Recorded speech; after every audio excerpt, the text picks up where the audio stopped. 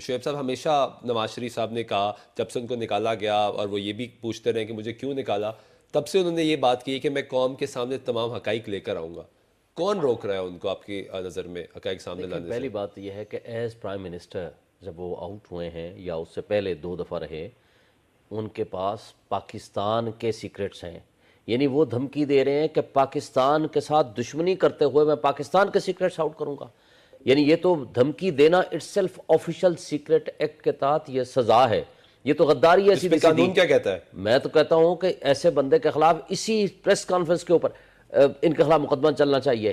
Question یہ ہے کہ آپ کو اللہ تعالیٰ نے اور ہمارے لوگوں نے آپ کو اپنی امانتیں سپرد کی، اتنی بڑی آپ کو عزت دی، اس لیے آپ کو عزت دی کہ آج آپ کر کے آپ دھوکے کریں. اچھا جہاں تک نظر انداز کیا گیا، کبھی ڈان لیکس میرے پر ڈال دی گئی، کبھی میری کیوں نہیں آؤٹ کرتے، سوال یا نشان اٹھا دیا گیا. ڈان لیکس وہ تو کہتے ہیں میں مخلص شہری ہوں پاکستان کا، پاکستان سے محبت کرتا ہوں، پاکستان کو نہیں سوچتا ہوں. اچھا میں کہتا ہوں کہ ڈان لیکس میں یہ خود یا مریم نواز نہیں ملوث، فار دی ٹائم بینگ ہم سوچ لیتے ہیں.